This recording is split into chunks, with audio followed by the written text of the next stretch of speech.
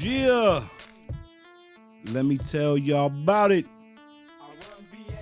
The Pot and Politics Podcast presents JeasTown with my man Orion Harden, part 2. Deuce. We back. You know we back up in here. Let's party for a minute. You trying, G's, you dying. I'm selling, you buying. Stop your blood clot crying. I'm grinding, hard supplying. The streets with that raw diesel, that lethal, that real ghetto gospel. Don't make me cry and pop you. It ain't hard to stop you. I'll drop you right there where you stand. Damn right, I'm dead man. So please understand the life is about the punk shit. Yo, I done shit. Slum bitch, Shaun Jeas a pimp. All right. So, when we left off last time, I believe we was in the middle of you telling us about pill line. Pill line. Oh, yes. Yeah. Pill line is something devastating, something that a lot of young brothers, man, need to be aware of. Because you got to understand something. When you get sentenced, the sooner you accept that sentence, that's the sooner your time begins. When you sitting there want to be in denial and, oh, this nigga set me up and this motherfucker told on me and all that. Listen, you gotta accept it because young people, the federal government, they don't have no problem letting you live in delusion land. And pill line is basically 7 in the morning, noon, 7 at night. And they will give you any drug you want so you cannot live in reality of your prison sentence.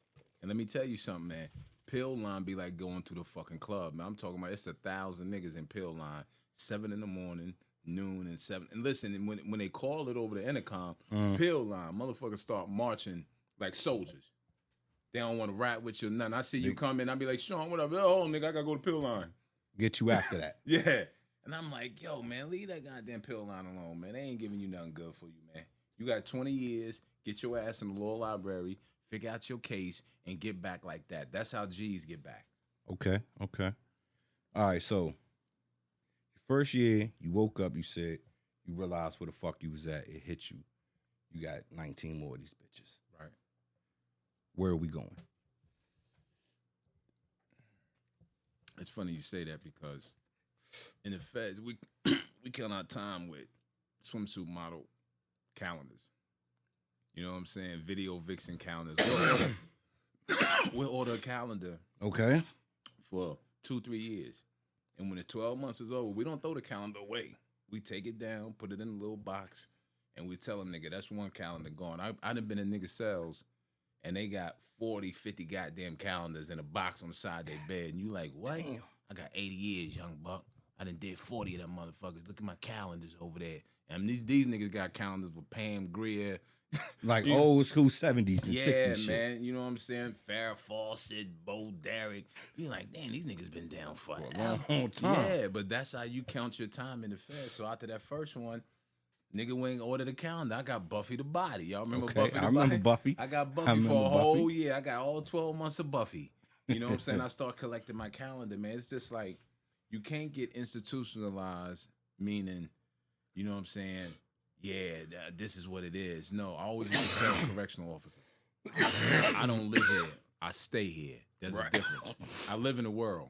Right. I live where my son Q is at. I live where my daughter Janelle is at. I live in the world. I just happen to stay in this motherfucker for 20 years. All the prison politics and all that bullshit, miss me with it. Got you. Okay. Yeah. All right, so you done did your first calendar year. Now, you said you come in, you got with the brothers, with the Muslims and whatnot. So, you said you there, the first joint, for 2 years, right? Right. So, that first 2 years, you just pretty much flow through like that, right? No. Listen, I had a bar in one of my rhymes, man, and it's so poignant because I tell people, listen, this describes me in a nutshell. I said in this bar, I said, my life is a movie. Yours truly was a star from the start. That 20-year bed in the feds, that shit wasn't nothing but a walk in the park. Oh. You know what I'm saying? Okay. Okay, now that's deep. Yeah. That's deep right there. That's because deep. I was in my first 2 years, I was in a riot with the Muslims. We got shipped out. And that created some of the longest lasting bonds I've had to this day, man. You know. So when y'all got shipped out, like y'all moved on to the same place together? Nah, they came in. They sent the National Guard into the joint in West Virginia, in Beckley, West Virginia. This was 98. I want to say it was before the new millennium, because I'll tell you, that shit was crazy, too. I tell people, I tell Tom about where I was locked up at. Mm-hmm. Well, you know what I'm saying? When 9/11 happened, I was in Otisville, New York. Niggas like, what? I said, motherfucker, I was in jail with most of all this shit that happened in the world. Right. You know what I'm saying? So, yeah, that riot was the first. It was 98 in Beckley, West Virginia. And they send in the National Guard, and they handcuffed, zip-tied all the Muslims, and they just start shipping us out 3 o'clock in the morning. They brought like 3 or 4 buses up to the prison. If you was Muslim in the register at Beckley, West Virginia, they cleared the compound of every Muslim. Just listen. This is a funny story, man. I was asking brothers on here. It was brothers that wasn't even involved in the riot. They was already in the hole. And they got shipped too. Oh, they got shipped too. But this was the wild shit. They let them out because they had to let people out the hole because there was so many Muslims they was putting in the hole. Right. So they would let brothers out that was already in. And we like, yo, shalom alaikum. Niggas like, nah, I ain't shalom. I'm going back to the compound. I ain't. And then later on that night, administration would double back, and the brothers they let out, they came back and got them 11, 12 o'clock at night, threw their ass back in the hole. 3 o'clock in the morning, you look outside Beckley, West Virginia prison, it's 3 or 4 buses pulled up, and they rolled us all out. So basically, they just was sprinkling us all over. You know what I'm saying? America, all different states. Some got dropped off in Kentucky. Some got dropped off in Texas, Ohio, Pennsylvania. Basically, they broke us up because they realized if these brothers was this strong together, they was this, because we was united. We took over the jail. Okay. We took over the jail for it wasn't even a whole day, but we shut down the whole jail. That's why they had to call the West Virginia National Guard. So they said, listen, we can't never keep these brothers together again. So they basically picked us up in buses, start driving all over America, dropping Muslims off at different federal prisons. Like I said, fucking Ohio, Kentucky, Texas, Pennsylvania, Oklahoma. They was dropping us everywhere. 2 or 3. Me and you go over here. They sent 2, 3 brothers to Pennsylvania. They was just spreading us out because they was like, yo, they was too deep and they was too powerful. You know? Right, y'all was put together. Yeah. You wasn't just some wildcats. All right, so the riot happens, boom. They come grab you up 3 o'clock in the morning. Where they move you? I went to, I'm trying to remember, did I go to Kentucky? I went to Kentucky. I went to Lexington, Kentucky. Lexington, Kentucky. Yeah, I went to Lexington, Kentucky, man. Yeah. And they had us in the hole. This was the funny shit. When they was transferring us to different prisons, like spreading us out, 2 and 3 Muslims, dropping us off from state to state, we was still going in the hole. We wasn't going on compound because we're Muslims coming from a riot at another prison. You don't get no free pass on the compound. Right. They throwing your ass right back in the hole. So you still got to do that regardless. You in the hole, what they call under investigation. The warden of that prison can say, you know what? I did a 6-month investigation. That riot in Beckley, West Virginia, you played a major part in that, so I don't want you on my compound. So they'll let you sit in the hole for a year and then transfer you to another prison. You won't never hit the compound. The feds is real. Hold on. So you sitting in a motherfucking solitary basically for a whole fucking year? That's one episode. Let me tell you something. I had a 20-year sentence, right? 20-year sentence. I did 18 and a half years. Out of them 18 and a half years of that 20-year sentence, I did 4 years in a fucking hole.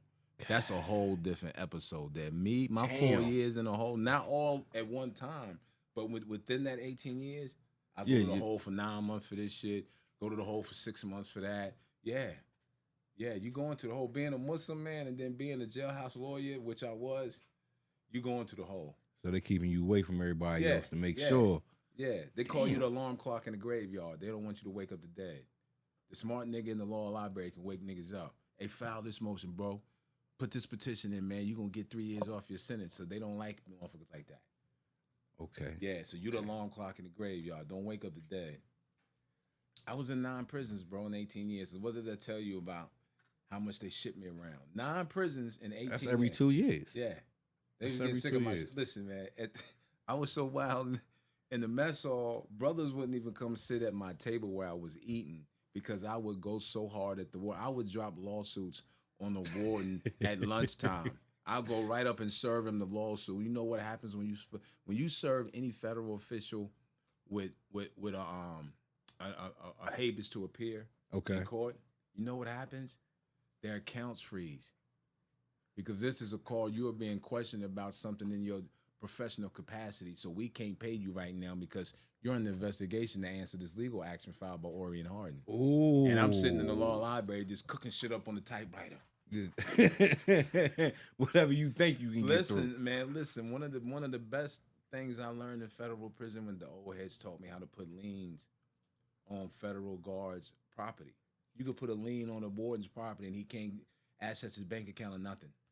Oh, that's crazy. Yeah. But at the same time, you done cooked up plenty of beef for yourself, huh? That's how you get a transfer without stabbing a nigga. I tell people, you could get transfers out of prisons. I was in 9 prisons in 18 years.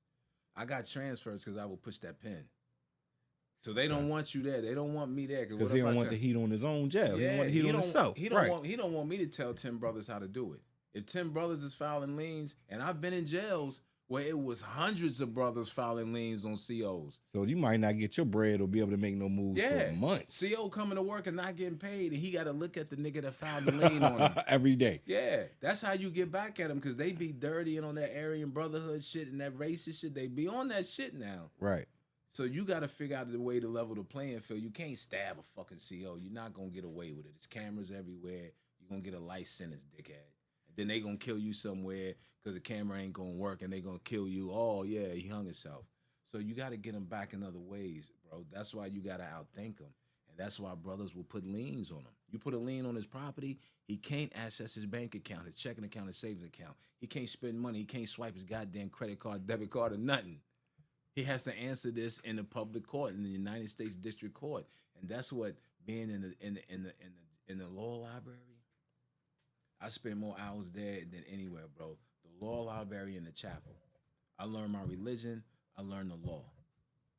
Okay. Those two was very important to me. I had to learn the law, nigga, if I was going to try to get out of jail. Right, right. All right, so Kentucky. All right, so we Virginia. Virginia in the regular jails. Your first prison, you in Beckley, West Virginia. 2 years, riot. Right. Kentucky. All right, so your Kentucky 2 years, you start off in the hole. You did what in the hole when you first got there? What? 8 months. God damn. Hey, bro, we was playing handball with socks on our hands. It was so cold in the winter down there. We was playing handball outside in the hole, inside the cage, with fucking socks on our hands. We was just doing time, man. I would be running around in the room just doing laps. And my celly would say, nigga, lay down, man. You got too much. God damn, man. You just going to run around the room 100 times. I'm like, nigga, I got 20 years, man. When I lay down in the bunk, I want to go to sleep. I don't want to be laying there thinking about the 20 years. So that's why I always exercise my brain, exercise my body. So when I came to my cell, I went to fucking sleep. I wasn't laying in that motherfucker with eyes wide open. Damn, nigga, you got 20. You got a dub, nigga. How you going to do a dub? I'm 25 years old trying to figure out how I'm going to be coming home in my 40s. That's a hard pill to swallow, fam. Hard pill to swallow, man. Shit, You know? I mean, like I said, I ain't did no time at all, but sitting there thinking that, and I'm in my 40s now. Right. And God, I know I was wild in my 20s, right? So I'm sitting here. I didn't get none of that. And you sitting here thinking like, all right, I'm here now. When I come home, I'm middle 40s, almost 50 at least. That's crazy. And you got to get back to regular life. All right. So that's later down. Okay. So we got Kentucky knocked out. You start pushing the pins. Kentucky tired of you. Now where you going at? Otisville, New York. God damn. I mean, did they just randomly pick a fucking prison or? Nah. I know it's levels. Nah, sometimes they just ship you, man. Like once you get that reputation for pushing the pen, and listen, man, I was Muslim. A lot of the times I was the imam of the prison I was in. So that means I had 400, 500 brothers at my disposal. With a lot of attention. At my disposal. Like, I mean, they label us a gang because I can go tell a brother to go kill somebody. You know what I'm saying? And if Islam, if the law of Islam says it's permissible to do that in a situation, you gotta it's a lot of jurisprudence you got to go through. But man, I was the imam in a lot of prisons. I was the jailhouse lawyer. They wasn't feeling me too much. And what was funny, I ain't gonna say I had bad relationships with the wardens. I just had real relationships with them. I would walk right up on my main line at lunch and serve his ass with a lawsuit.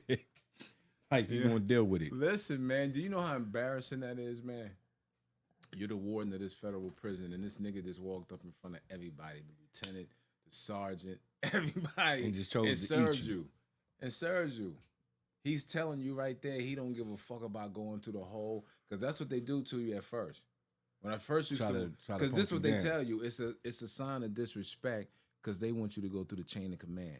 Go to the lieutenant, go to the sergeant. Don't go straight to the fucking warden. So it's a sign of disrespect. You going past everybody else. You know what I used to tell them?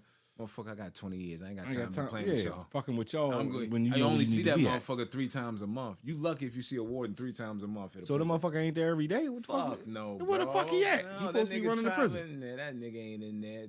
The fucking captain runs a federal prison. The captain runs a federal prison, bro. He's in charge of security. The warden is the nigga that makes $200,000 to wear them tight ass goddamn suits and make appearances. Listen, bro, I'm telling you, man. I used to curse wardens out and everything, man. I used to go hard on wardens. I think back on it. Gave him hell, huh? Yeah, I did. I mean, I told him, man, once I let the 20 years sink in, I said, I'm going to do this motherfucker my way, like Frank Sinatra said. You know what I'm saying? I ain't going to sit in here and try to kill myself or set myself up for some stupid shit, because I seen them kick niggas down metal stairs, handcuffed behind their back. They some wicked motherfuckers, and I seen a black SEAL do that. Oh man, that's terrible. Can you imagine falling face first down some steps, bro, when your arms are handcuffed behind your back and you're falling all on your shoulder and your face, and these are metal steel steps. He kicked you, tearing your ass up. Yeah, you breaking everything, man. Ain't nothing blocking your face. Yeah. Listen, they vicious. Terrible. Let me tell you something, man. The feds is not to be played with. That's why, I be watching, bro, people's content and stuff that's out there, man. And I'm like, I try to walk the fine line and not glorifying that shit, because ain't nothing glorious about that shit, man. When you lose 20 years of your life, like, I couldn't be really wild in my 20s and 30s, because guess what? I was in federal prison. The whole decade, motherfucker. You know what I'm saying? Shit. Do a whole decade of your life somewhere.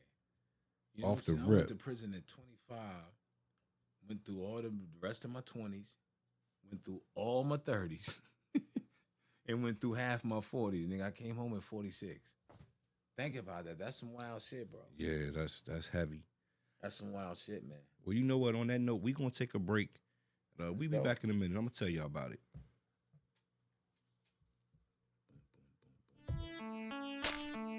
I run VA. Shaun Jeas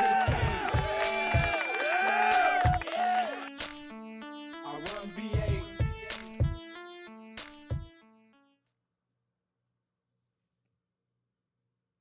Damn it. Damn it. He said, damn it.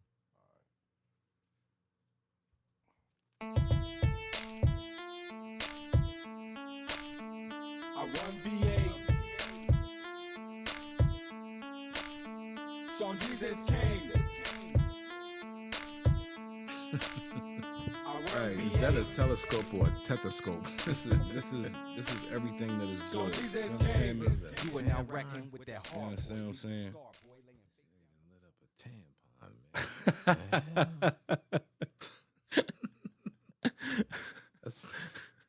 Oh my God.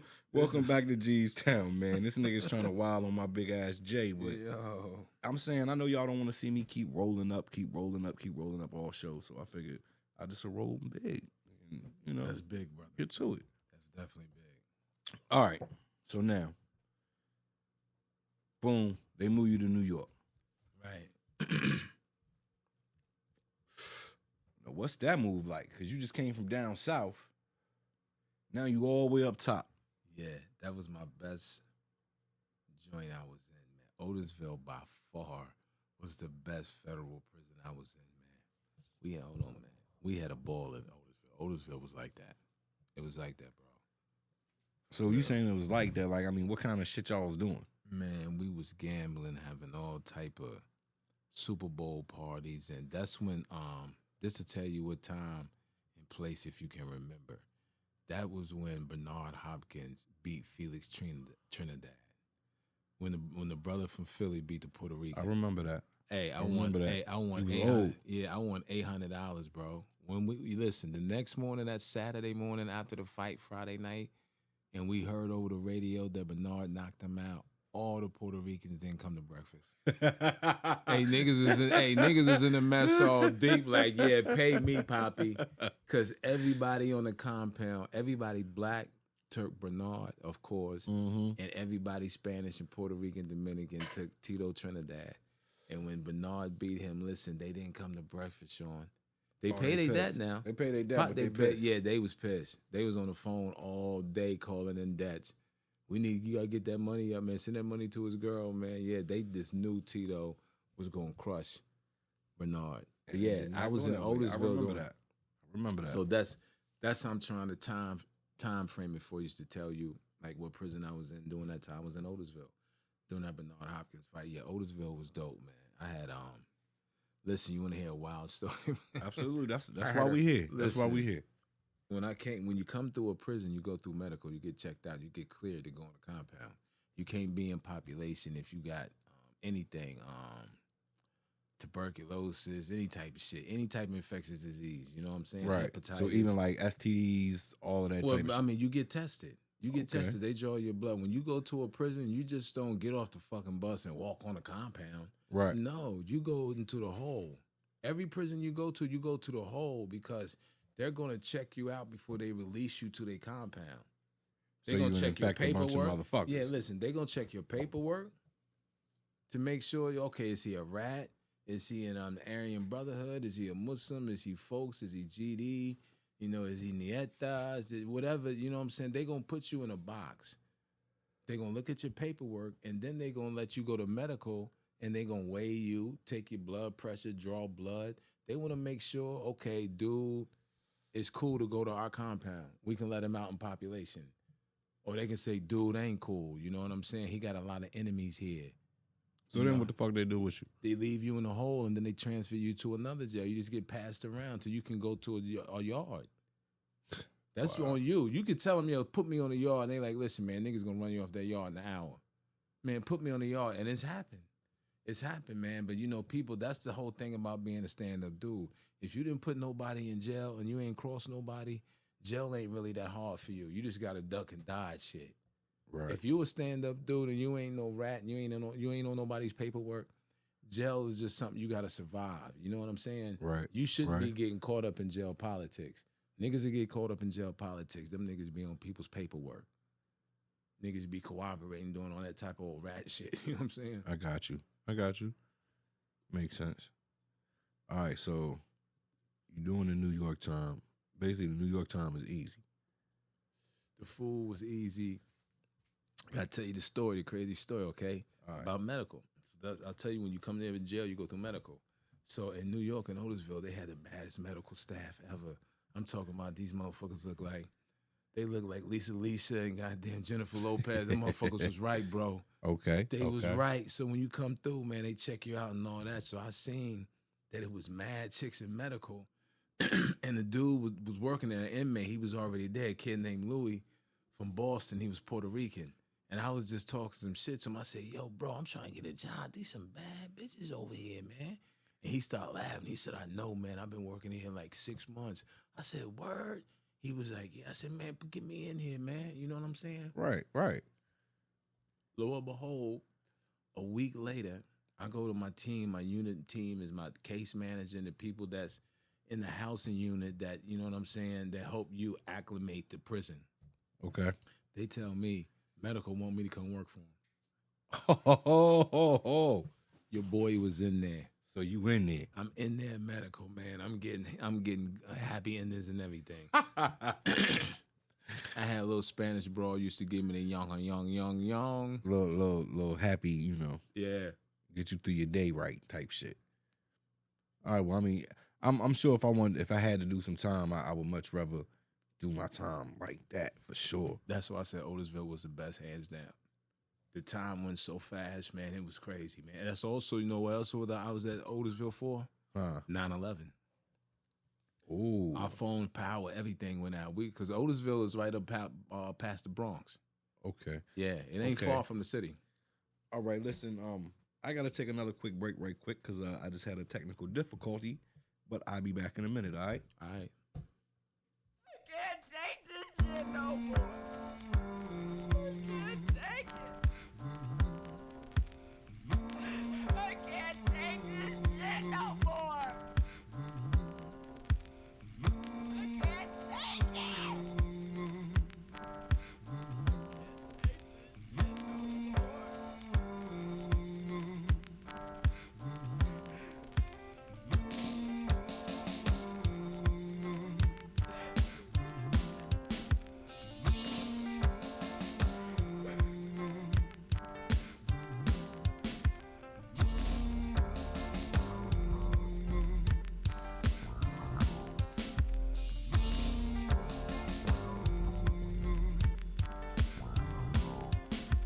This is for my folkers who got bills overdue.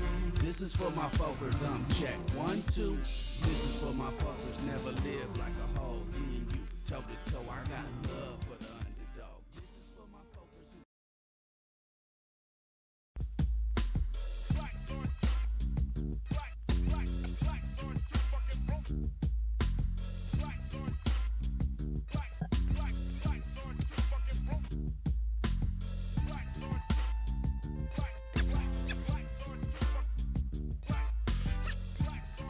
Them Boots Rally. Yes, it is. That is Boots. Funny story before we get back into it.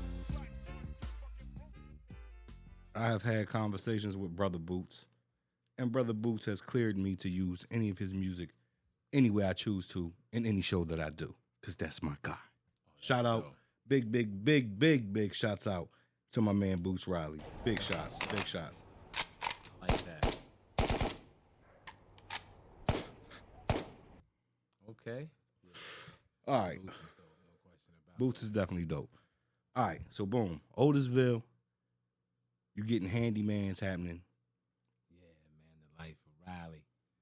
But 9/11 happened. Yeah, 9/11 happened when I was in Otisville. So that's what got you up out of there? I'm trying to think, man, because I think I got tricked out of Otisville. I did.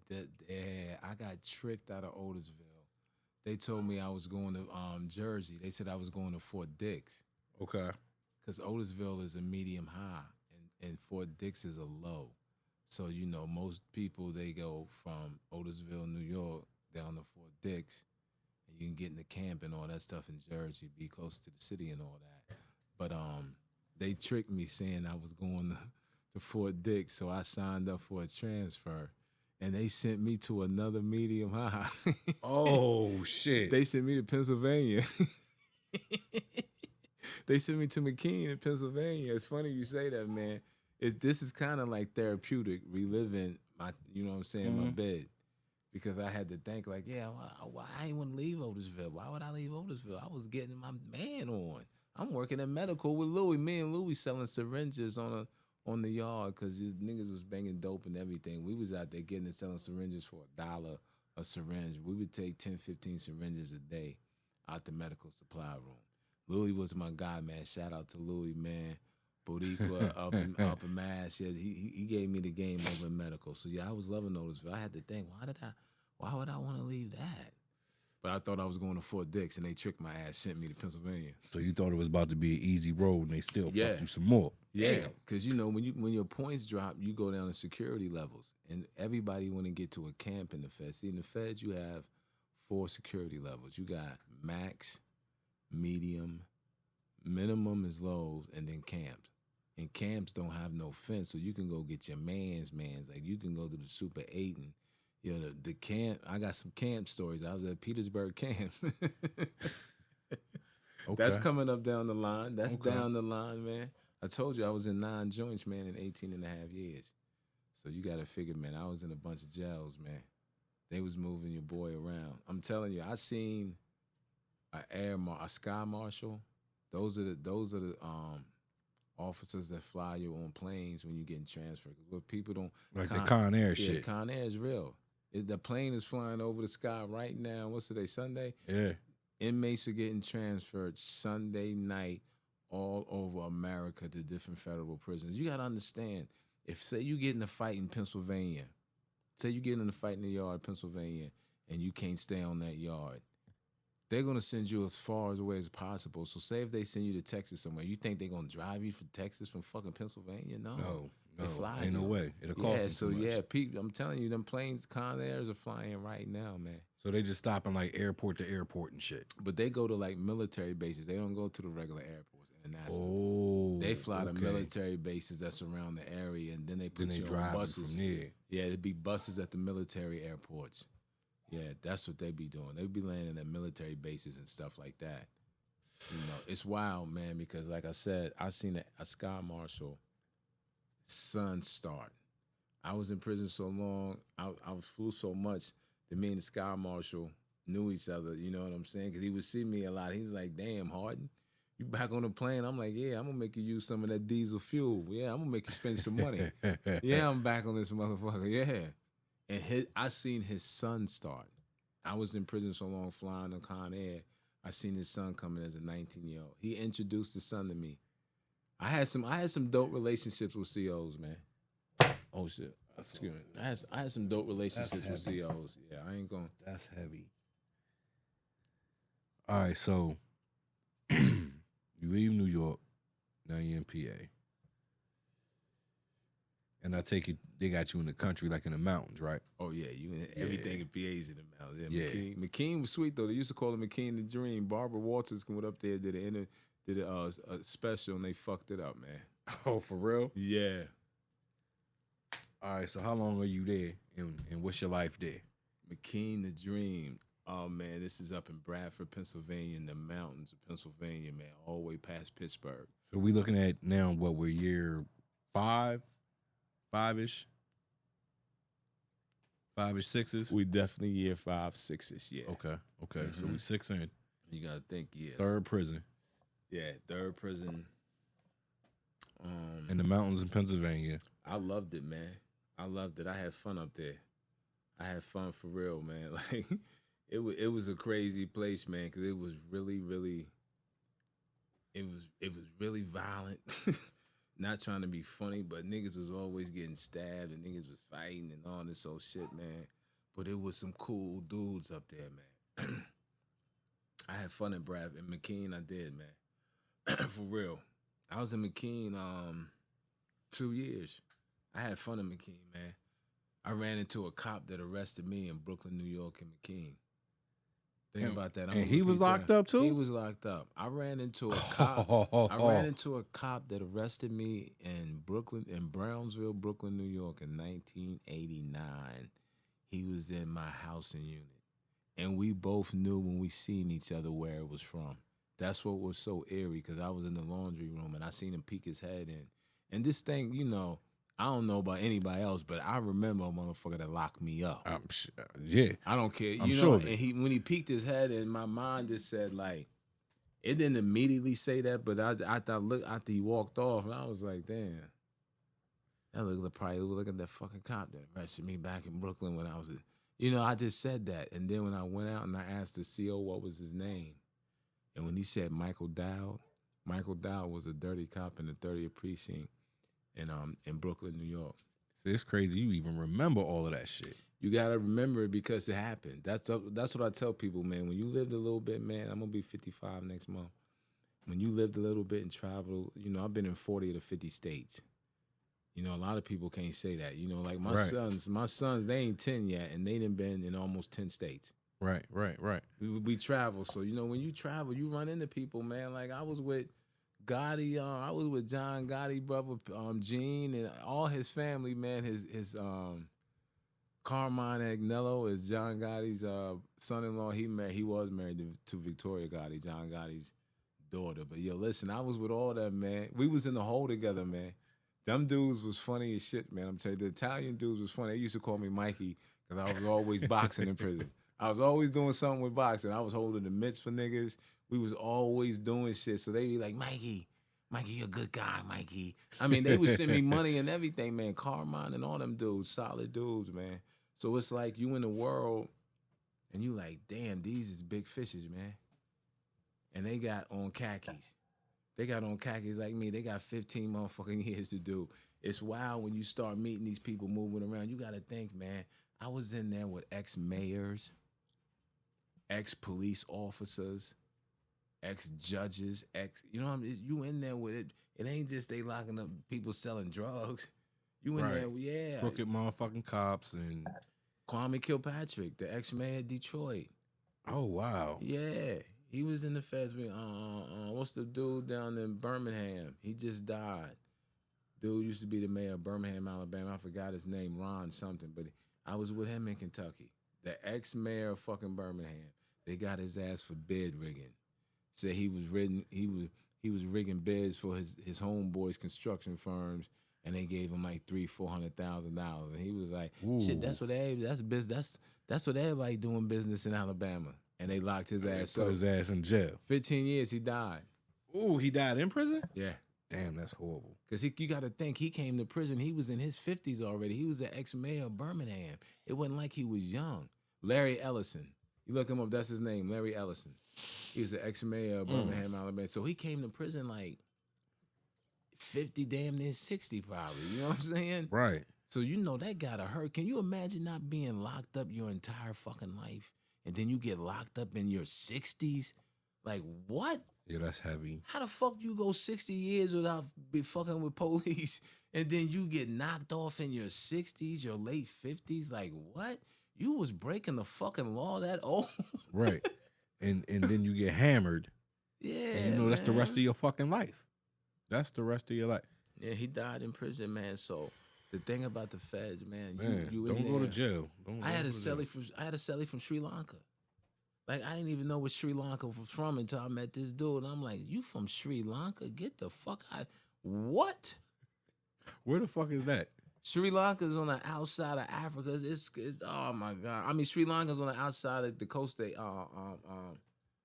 India and Japan over there. It's off the coast of fucking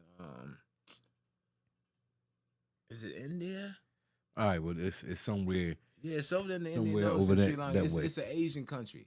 Okay. Sri Lanka. Okay. It's an Asian country, but dude was from Sri Lanka, looked like Bruce Lee, man, and guess what he was in the feds for? What do you do? See, I can't make this shit up. You go somewhere, you hear these stories, you experience them. He was importing exotic birds into America and got caught at the airport in New York. He will put little sedative tablets in the bird's beak, tape their beak shut, and he would tape 3 or 4 birds on his body. Because these birds are worth 50 to 100, 200,000 fucking dollars. Damn. It's crazy about them exotic birds. Yeah, man. And he got caught importing exotic birds from over in Asia. I say from Sri Lanka, over in Asia, some fucking where. And somebody snitched on him and caught him in the airport in New York, and they gave him 4 years. When I'm reading this paperwork, I'm like, 4 this years for shit some like birds? Yeah, I said this shit like a movie. Like who knows? I didn't know birds was worth that much. Clearly, Not shit. those birds. I think I had some wrong hustles in my life. And not those birds. Damn, right. Yeah, we used to, white powdery substance birds being, getting to that kind of dollar. Wow, that's. I had some wild sellies, man. That's why I said the feds you can't compare the state to the feds. It's like apples and oranges. You can't, there's no way to compare it because in the feds, you locked up with people from all over the world. I had a celly from South Africa, white South African dude.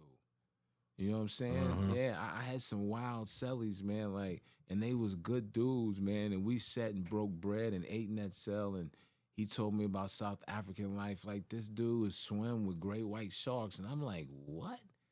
Are you out of your fucking mind? That's and he wild. got pictures of that shit, but he said, listen, he got 10 years because he was sent to Afghanistan. He was in the military. Okay. He was sent to Afghanistan to train American soldiers against the Afghanis when they was over in Afghanistan, right? He was paid, I guess, South African government, the United States. He was paid to go to Afghanistan and trade the U.S. soldiers, right? Right. Okay. When he was over there, he said, listen, bro, I realized they were the most sadistic, brutal people. He said, he broke one of their jaws because he said they used to put hand grenades in a basket of fruit and give it to the kids. And, the kids would be so hungry, they get the basket of fruit, and then 2-3 seconds later, the hand grenade blow up. Oh, that's wild. Bro, and this is a white South African soldier that's my cellie. Imagine him telling you the story sitting on the bunk, eating some fried motherfucking rice, and you like, what? Damn. And I'm just listening to this white dude, and I'm like, are you for real? He was like, bro, I broke his fucking jaw. He said the American soldiers are beasts. He's like, listen, dude, they're so sadistic. Yeah, he said he got court-martials for that. For assault on him, and they gave him 10 years. He'd never been in America. 10 years? Yeah, he never been in America, but was in federal prison for 10 years. And then listen, this is another thing. People think we bugged out by like our rationalization of things. 10 years ain't shit to a dude that been in the feds. You know why? Because we automatically think, oh, that's 8 years. You're getting 2 years off. Good time. So 10-year sentence is really 8 years. Okay, boom. You go in at 21, you come out at 29. Not so fast, buddy. It's 8 years with good time, but what if you take a program like the religious program or RDAP, residential drug program, you get another year off. So now that 8 years becomes 7 years. You know what I'm saying? And then you get a year halfway house. So now that 7 years becomes 6 years because one of them years you're going to be out in the halfway house. Yeah. So now you got 6 years to do off a 10-year bid. You go in at 21 years old, you come home at 27. Nigga, that's the price of doing fucking business if you're going to be in the street and be a stand-up nigga, man. And that ain't the time to start buckling and shit and you talk about, I need to bring a nigga up in here with me. Pointing the finger and all that shit. I don't understand that logic is crazy now, but yeah, that's why I said to us that been in federal prison 10 years ain't nothing. That's 8 years, man. Like, I do 8 years. I do that shit standing on my motherfucking head. 8 years? Damn. All right, so far we've walked through 6 years, right? We 6 years About in. that, yeah. I mean, we're in Pennsylvania right now, right? We're in Pennsylvania. Yeah, McKinney. All right, so with that being said, we're in Pennsylvania. We're getting ready to leave. So we're going to take another break right quick. And when we come back, we're going to see where we go from here. I mean, this shit is crazy. Hey, let me tell you something real quick before we go off the air real getting fast. this nowhere. The little trivia. You know who was at McKean while I was there? Who was that? The drum roll. Wesley Snipes. Wesley Snipes, yo, at the same time? Snipes was there. He was at the camp, though. He wasn't at the media, but he was at... McKean is a complex. Okay. On one side, they might have the camp. If you got camp points, behind you on the hill is the medium. Okay. Over here is the low. Okay. So it'll be 3 different prisons. That's what people don't understand about a federal prison. It's a complex. It's never just one prison sitting there. It's more. It's multiple prisons because you got multiple custody levels. Got you. Some people might be low custody, minimum custody, maximum custody. All right.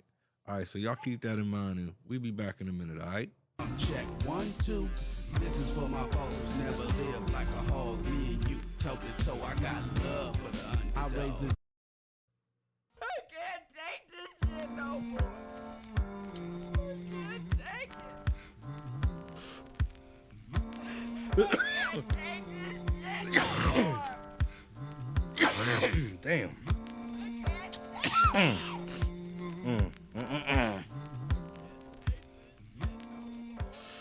Welcome back. And guess what? We still the fucking JeasTown, baby. Yes, we are. So I guess that means we're going to continue the conversation. So, all right, we 6 years in deep. Something like that. Something like that. You're in Pennsylvania in a fucked up penitentiary, right? Right. Had a little bit of fun, but all right. What happens? What goes down? How did I get out of Pennsylvania? Very interesting. Funny.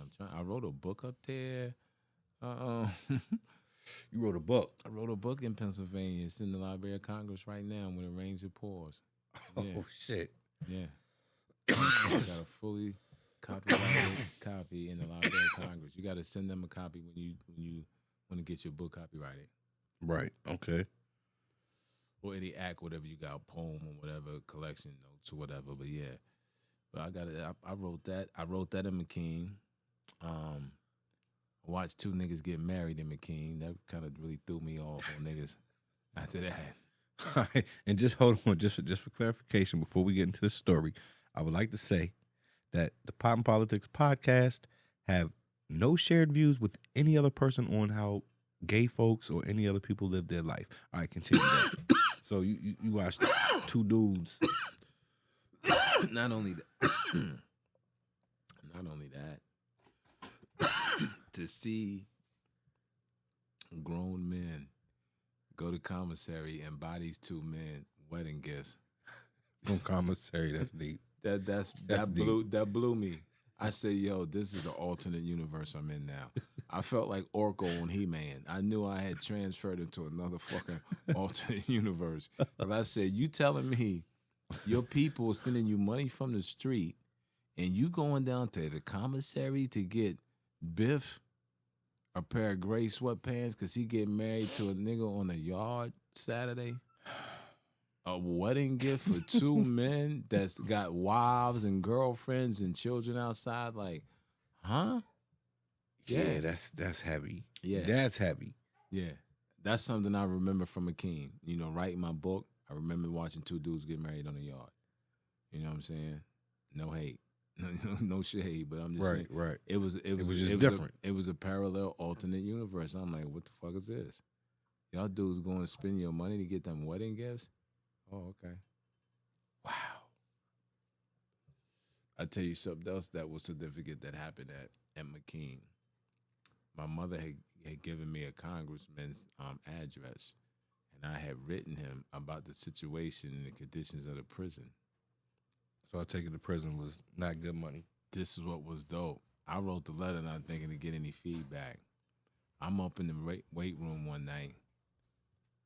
The assistant warden comes in the weight room. You never see the wardens in the weight room. They scared a nigga might hit him in the head with a weight. Oh, for sure. You will never see a warden in the weight room unless he got the whole security staff walk. They doing a walkthrough with the captain and the lieutenant and all that shit. But I was upstairs working out in the weight room, and an assistant warden came up there and said, "Harden, can I talk to you?"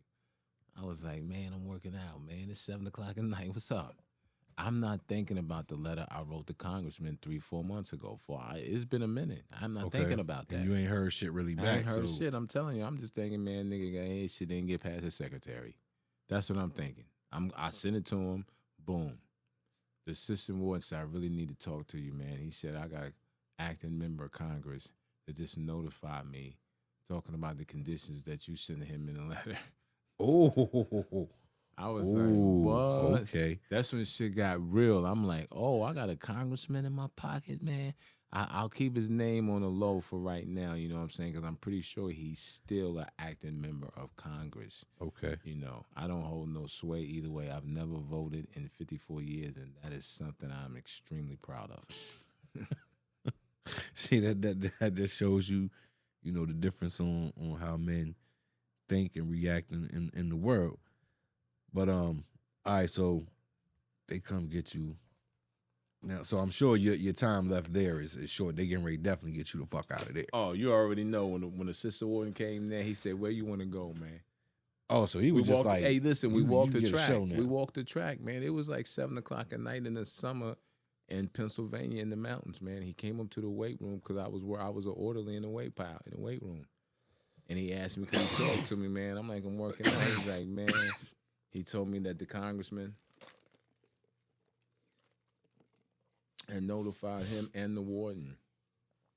He said, "What can we do to rectify the situation? Where do you want to go?" I said, "Petersburg." Virginia. Petersburg, yeah. Okay. I want to come see Q. I want to come see Cena and Q. Trying to come back home. Yeah, real Okay. talk. I done been all around the world. Right. Jokers shot me to Petersburg. They shot me to Petersburg, man. Okay, so you in Petersburg, what I guess year 7. Yeah, Petersburg Low. It was a little bit more. It was later than that because I went to the low at Petersburg and I wasn't at the camp that long.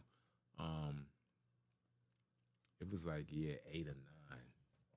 I didn't do that, Lee. I think I did. I might have did a year at Petersburg Low. I didn't do that. I wasn't there long. I caught my case manager getting high. Oh shit! And that's why he sent me to the camp in Petersburg. And the nigga last name was Harden. Not Harden, but Harden. ING. Right. Listen, I caught the nigga getting high on some coke. Oh. And when he seen that I saw him, man, he was so annoyed, man. So when I would go in the office, I'm like, oh, man, I'm trying to get across the street, man. I'm trying to get to the Kiss Amp, man. Send me across the street. He was like, for real, man? I'm like, yeah, man. Right. He was like, man, you got 10 years left. I said, you got to have under 10 years to go to the camp. You got to have 9 years and 11 months to be technically eligible for federal camp. And when I got to 9 years and 11 months, my counselor, who I call Getting High, he put me in for the camp at Petersburg. And I went from Petersburg Low to the camp. I went across the street to the camp, man. And that shit was heaven. Q was bringing me shit. Q and Sheena was bringing me trash bags full of shit. G-Unit wife beaters. Word. 7 flavors, the fucking Black and Milds, all that shit, man. Do-rags, whey protein, hydroxycut, all type of workout shit, man. Creatine. Oh, shit. I was killing them niggas at the camp, bro. I bet. Bro, Damn, you getting all that shit bro, in I there. was making $300-$400 a week, man. Yeah, That ain't bad prison money. Yes, I was killing them at Petersburg camp, man. That's, you talk about fun. There's only one correctional officer in the whole building, and it's 3 floors, so it's like 300 dudes and 1 CO. How the fuck is that even legal and even possible? Because it's the camp. You at the lowest custody level where they don't have a fence, so they don't waste money on employing a lot of staff. Like if you earn the right to get to a camp, because that's what you want to do in the feds. And when you go to the feds, say you start at the highest custody level, say you start at a max. You go into the prison. Like Red Onion or some shit, right? Yeah. Say you start at the max. That's the highest in federal prison. Your job is to get down to the fucking camp. Because you get down to the camp, ain't no fence. Right. Baby girl can come see you. You can shake a little bit. You know, it ain't a lot of police because you at the lowest custody level. Right. But that's where the max is the highest custody level. The minimum is the lowest. So you start from the max, go down to the medium, go down to the minimum, go down to the camp, the low to the camp. And the camp, yeah, you ain't got no fence, man. So you can do your thing. So they don't have the camp was so sweet, man. You would walk into the kitchen, man, and the food tastes so good because they're only cooking for 300 people. Everywhere else, man, you cooking for thousands of people. Camps are small. Right. It's a couple hundred people at most federal camps. It's not a lot of people there. That's what makes it dope. You ain't got no fence around you. Your girl can come over there and suck you off, knock you off. You can knock her down in the woods. Niggas was taking their chick in the woods. Down in Petersburg, Word. they was taking them in the woods, man. They was going up to Fort Lee with them, smashing them. Yeah, it ain't no fence. I told you, Sheena and Q was bringing me the trash bag full of shit. They would just throw it. They would throw it in the ditch. And I was landscaping.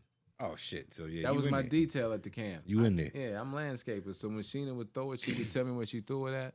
Because you got Petersburg camp, you got Petersburg low, and then you got Petersburg medium. There are 3 different prisons. This is for low. This is for the camp, no fence. Right. The low got a fence. The medium got a fence. Got you. You know what I'm saying? So she would throw it in the drainage ditch. She said, I threw it in the drainage ditch like you turn into the low. And I would ride out there in my John Deere, my little John Deere Gator, the little green joint. Right. I ride out there to the ditch like I'm picking up trash. I got my blaze on. I got my trash bags on the back. I'm picking up trash. That's what we supposed to do. Or I picked up the trash bag on the side of the road. That's how I got my, man, I was killing them, bro. Oh, shit. I was doing that fed shit, man. I'm telling you, I was doing that fed shit like a motherfucker. That 20 years really felt like, honestly, like 11, 12 years. It don't feel like 18 years because it went kind of fast, man. Like, I remember being in the hole for Super Bowls and everything, man. I'm like, damn, this is crazy. All right, so now you on the Petersburg camp. Right. You looking at what? That's got to be you 10 years in at least now, right? Yeah. So you got 8 more. Mm-hmm. All right, where we going to next? What happens next? My man got us kicked out of Petersburg camp, man. My man didn't live in Atlanta right now. He got us kicked out of Petersburg camp because he had a phone and he didn't erase the memory, and I had used the phone to call Sheena. Oh, and the shit. lieutenant got the phone and looked up the numbers and connected them to the numbers on your phone list. And Sheena number was on my phone list. My man from Minneapolis, he got us kicked out the camp. If he was here right now, I'd be like, nigga, you got us. He'd be like, oh, I'm sorry, bro. That's my man. I love him to death, man. Shout out to Taki, man. I love him to death, man. Yeah, he down in Atlanta, man. He's from Minnesota. Word, But word. he went to Atlanta when he got out. He got us popped at the camp. And So, got y'all out of there. When we got popped at the camp with the cell phone, nigga, you can't come back to the camp. You got a cell phone. That's a 108. That's one of the highest charges you can get, man. Just having a cell phone. Yeah, fuck yeah, because you can communicate threats. You can do a lot of shit with a cell phone that they can't track. Yeah. Right. Yeah. This shit was wild. All right, so So we got kicked out because of the phone, and they sent us to Kentucky. send both of y'all to Kentucky. Yes. What part of Kentucky? Ashland. Ashland. Yes. And what the fuck is that? I ain't even heard of Ashland, Kentucky. Ashland over there by Huntington. Okay. All It's right. right. Yeah. It's right on the border of West Virginia. Okay. Yeah. Okay. It's about 30 miles from Huntington. Got you. All right. Okay. 30 miles from Huntington, West Virginia. All right. Mhm. All right. Ashland, Kentucky, man. Oh my God, that oh man,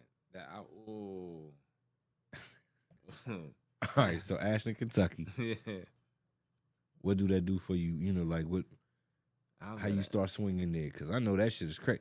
Like you got to be getting culture shock from all of these fucking different. Because you not just staying in the same areas. Like you down south, you up north. Now you back down south with a whole nother.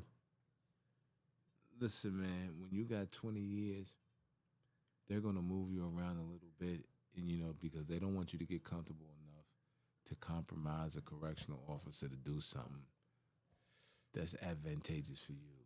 Bringing the key, whatever, bringing, contraband, whatever it may be. But that's why they move you a lot. But yeah, I'm just saying, they want you to be like uncomfortable, not comfortable all the time. And then you got to be unafraid to transfer. That's one thing. Dudes who get to a place that's nice and sweet, I ain't trying to go. I know niggas that have been in one prison 15 years. My man was in one prison 15 years. He had 30 years. He did 15 years in one prison. I'm like, damn, why ain't you ever transfer? That's a long time. Yeah, I said, why ain't you never transfer, man? Damn, you stayed in one prison 15 fucking years. I mean, his family was out there with something. You know what I mean? Like, yeah, but still, man, I gotta move around a little bit. 15 years in the same joint, nah. all right. So far, once you get to Kentucky, we up to what? Year 12. Mm-hmm. All right. So what happens in Kentucky to make you get pushed to the next spot? And where is the next spot? You want to hear something funny? Yes, sir. Always. I went back to Petersburg. Okay.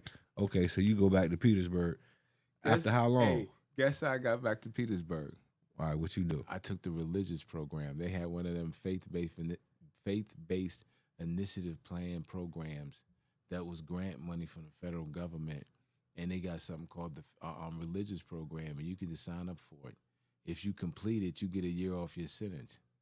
So boom, you back, drop the level back. Like, I went back with them. I told Petersburg, I said, I'll be back. I doubled back on them. So, yeah, Ashland sent me back to Petersburg on a religious program. All right, now was you back on the what is it, on the camp? No, or? I was behind the fence because I got called with the 'Cause phone. you got the remember? phone. Yeah, so you No, still I'm at the low. I'm at okay, Petersburg. but you at low. I'm at the low. I'm like, damn, I'm back at the low. I used to look across the street at the camp like, damn. You missed that bitch. That motherfucker made my heart hurt. Oh, That shit was, oh man, that joint made my heart hurt, man. I'm telling you. oh. Yeah, I went back to the low, and then listen, The low was so whack. It had flipped. They was tripping, man. 2 and 3 dudes was taking showers together. They was on some Lorton shit. They were, yeah. Oh Lord, Yeah, they that's was DC bro, old time shit. You would Shout see, out to Petey Green. Shout out. man, you would see 2 and 3 dudes go in the shower at one time, man. For real. Yeah, that's heavy. You like, yo, these motherfuckers, it's a alternate universe or something. I don't know what it is, man, but All right, so I'm guessing. So how much more time do you do in the Petersburg? I got kicked out the religious program. I told How somebody did you there. get kicked out of the? I told somebody there how I felt. No, I told somebody there how I felt. I mean, you know, that's what I'm supposed to do. I told somebody how I felt. They didn't like how I told them. Said it wasn't very religiously of me, Mr. Muslim. Oh, okay. Kicked me out the program. So now I'm going back to Kentucky. Damn. So you back to Kentucky? Yeah, remember Kentucky? So I was from Kentucky. I went back to Petersburg religious program. Right. They kicked me out the religious So program. that means you go Sent your me black back. ass back where you was at to begin with. Yeah. Oh, so yeah. I said, welcome man. back. Listen, I went and bought so much clams and oysters. I went to the commissary and I bought like 15, 16 cans or oysters because I knew they didn't have them in Kentucky and I was going to go back and sell them, and that's exactly what I did. Okay. I killed them, man. Oh, my God, I killed them. See, Yeah. I mean, and notice these hustles that, you know, we wouldn't think is much of nothing, but you pull that shit off in the penitentiary and you good money for a minute. You good money. Goddamn right. All right, so what year was this? What year? This, I want to say year 15, 14. Year 14. So the actual calendar year we looking at 2010, 11-ish. 2010, 11ish. Yeah. So you got 4 more. No, I came home. Yeah, I came home with 15. Right. Yeah, I came home with 15.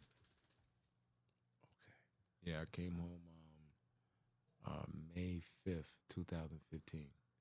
Yeah, right when the summer was starting, May 5th. I'll never forget it. So North Kentucky. Johnson. hold on before we get there. Because we still, did you do the rest of the time right there at Kentucky? No, I left Kentucky and went somewhere. I'm trying to think. Did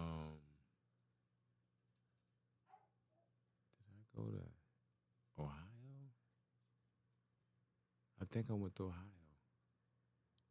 Ohio. Yeah, I went to Ohio. Yeah, I forgot Ohio. I went to Ohio, man. I went to right outside of Youngstown. What's that motherfucker called, man? That's crazy. What's the federal joint in Ohio? I was there like 2 years. Oh my God, I had to work. Oh my, that's crazy, man. It's right outside of Youngstown, Ohio, man. It's a fed joint. Okay. It's all good. It ain't that important. But we know the vicinity, we know the state, and we know you do 2 there. Yeah, So that means you got 1 more trip to make yeah. and 2 more years to finish up. So where we go? I went back to Kentucky. Back to Kentucky. From Ohio. And that was your last trip? Yeah. And you came home from after Kentucky? Yeah, Okay. Sheena came and picked me up in Kentucky. All right.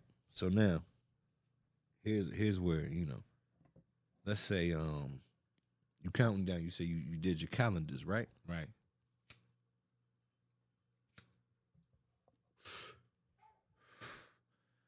What's your last 6 months?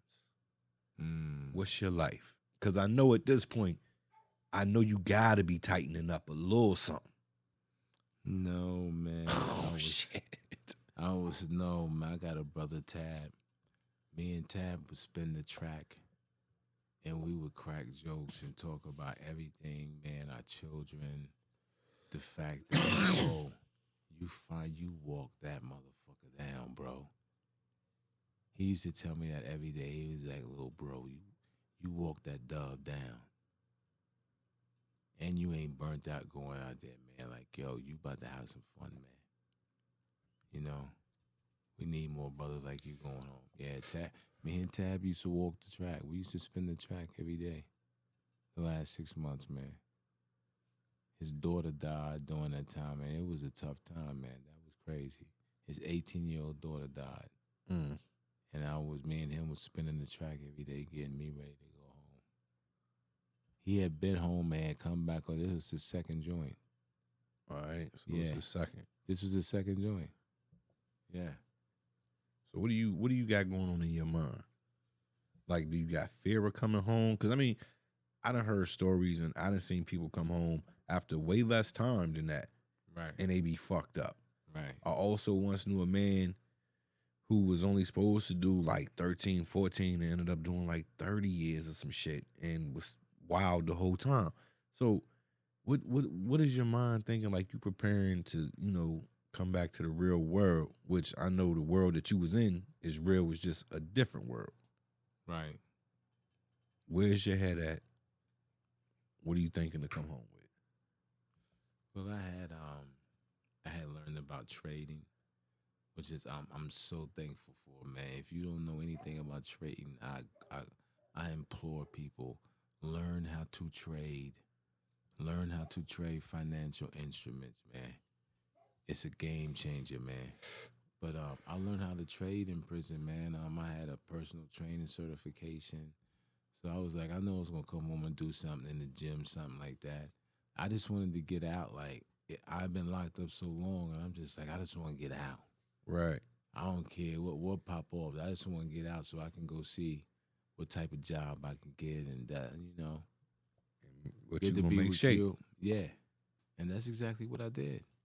I was hanging with my son Q the whole summer when I came home from federal prison. He picked me up from the halfway house. Right. I still remember like it was yesterday. Q and Jay Corner came and picked me up from the halfway house. Yeah. And now and from there it's on. Where'd you do your halfway house time at? What's my joint in Bad News? What's the avenue in Bad News, man? The Cat is on, the Cat Strip Club, the YMCA, Warwick. Okay. Yeah, it was a federal halfway house on Warwick Boulevard in Bad News, Virginia. Right by the underpass. Okay. Right in the seedy part of town. Yeah. It was cool, man, but that's where I was at in the halfway house for 6 months. All right, so we done got through your bed. You did your halfway house time in Newport News. We ain't gonna stress too much about halfway house time because most people know about it. So what we gonna do now is we gonna take a little break. You know what I'm saying? And when we come back, we gonna get to the juicy shit that y'all already know about, but y'all don't know about. So we be back and I'm gonna tell y'all about it.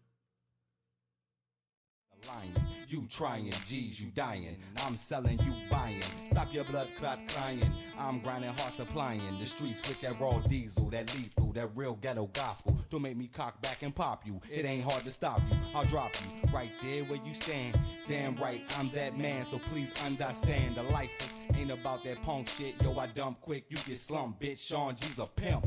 You a trick, always talking slick. Until you hear the shells leave the clip. This is not. I run VA. Shaun Jeas is king. I run VA. Whoa, all right, let me tell y'all about it. So, let me recap you guys. First of all, Mr. Harden, let me say I appreciate you coming through, you know what I'm saying, and doing this with me. This is definitely one of my favorite joints that I've done ever. You know, out of all the shows I done did, this is one of my favorites. But so far, we started with a gentleman that was 25 years old, sentenced to 20 years in prison on federal gun charges. He has walked us through 18 years and a half of his prison term including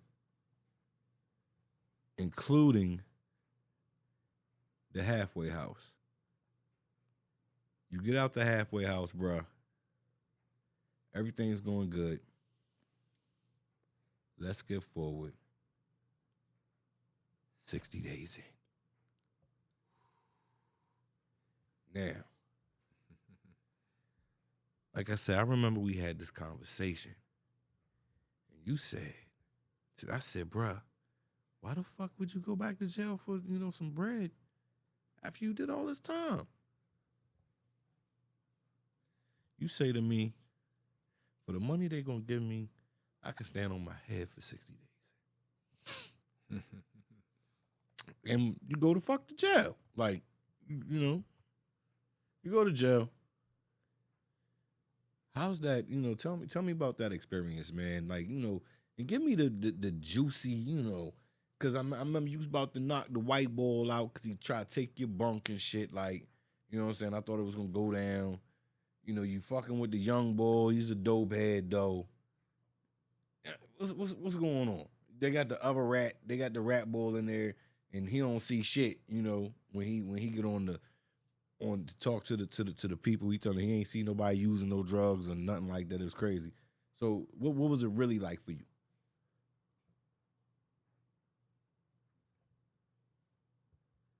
All right, so yeah. You said the bull name is Jamil. That's right. Yeah, he was the one that ain't say shit.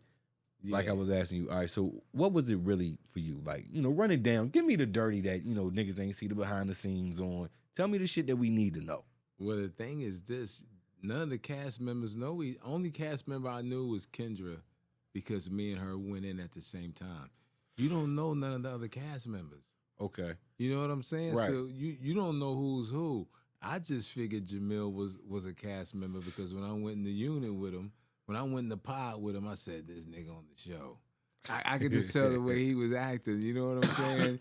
And then the way he talked, I told him, I said he had proper diction. He spoke real good, man. And, right. And shout out to Slee. Listen, the young man is doing big things, man. Y'all got to check him out, man. For real, he got a couple movies and TV shows, but... that's what's up.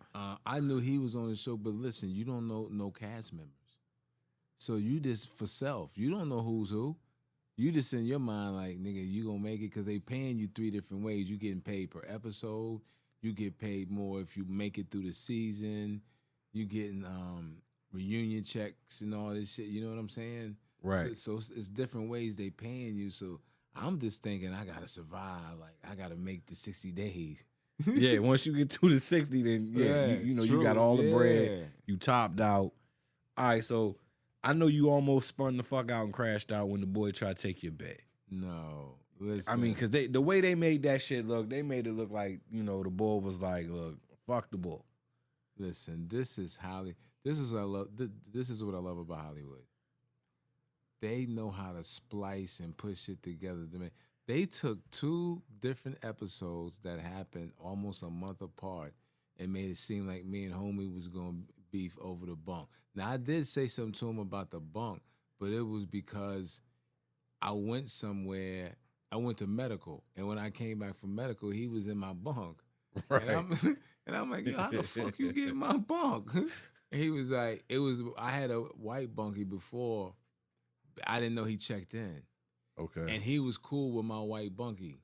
Okay. And they had made a deal that he get the bunk when his bunkie left. So I said, when he told me that, I fell back. I'm like, I'm Gucci. All right. I don't get in the way of pre-existing shit now. If you said you and your homie had something, and then he said, you know what, being that you older, I'll let you be on the bottom. I'm like, yo, good looking, Brooklyn.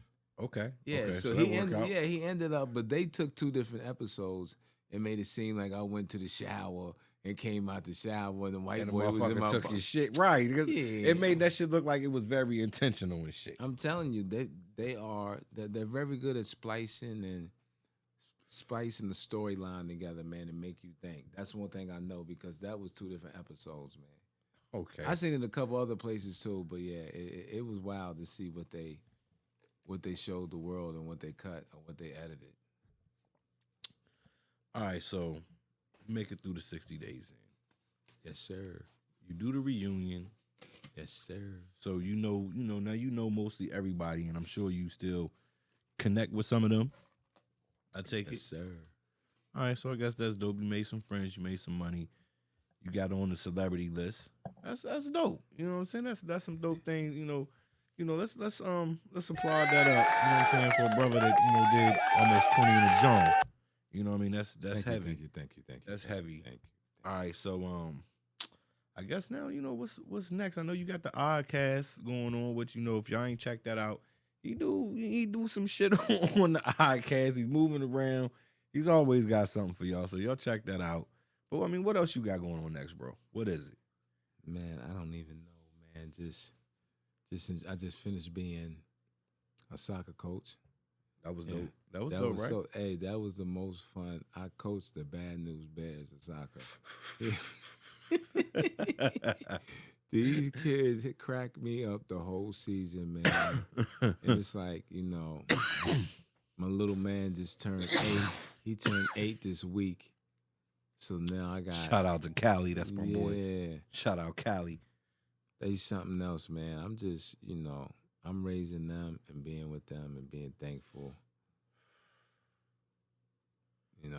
That's what's up, man. That's all you can I'm ask looking for any opportunities that come my way. But, yeah, I'm just happy to be here, man. I'm going to be 55 next month, which is wild, the double nickel. Shout out for that. You're going to be here for it, though. So that's what's up. Inshallah, for real. Word. So, look, why don't you shout out any of your social media, how the people can get with you or whatever. Any last things you might want the people to know. Yeah, they can check me out on, Orion Harden, Facebook. My YouTube channel is The Oddcast. I'm almost at 2,000 subscribers, so yo. That's dope. That's dope. I'm building my little subs up. That's my kinfolk. I call them my kinfolk. I can't believe I got like 1.8, almost 1.9 thousand subscribers on my YouTube channel. DA Oddcast, not the Oddcast. DA, that hood shit. Only one Amir is my IG. I got almost 7,000 followers there. I don't have TikTok no more. It was just too much with all them other channels and stuff. Word. You can reach me on them, yeah. It's hard to keep up. It is. Well, Orion, brother, it's all love with us. I appreciate you coming through and, us really getting to the nitty gritty like this. I feel like this was really dope, man. So, shouts out to you. I appreciate you coming through, man. And I'm gonna take a break and I'm gonna close it back when I come back. But I'm gonna tell y'all about it. All right, brother.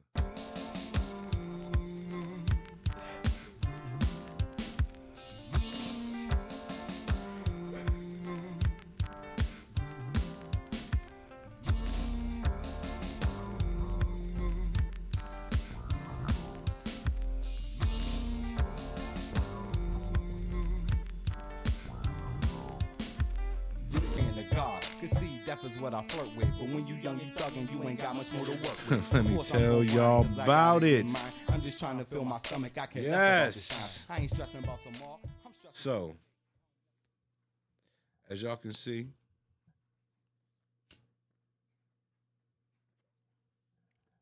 I finished up, I think, a pretty decent interview with my man Orion Harden. That prison life, man. I know that shit definitely ain't for me. And I hope it ain't for you neither.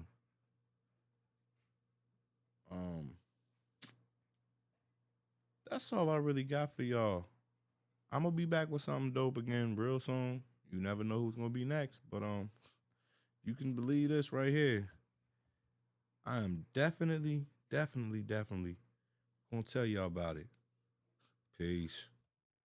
I can't take this shit no more. I can't take it. I can't take this shit no more. I can't take it.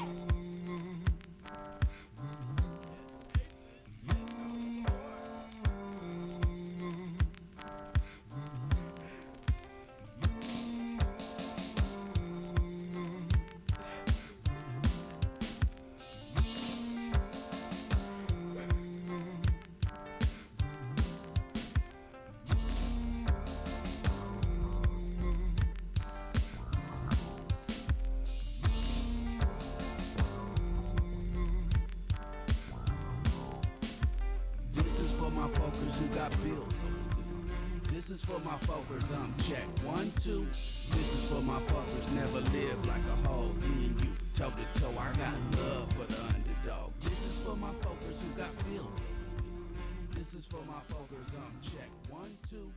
This is for my folkers.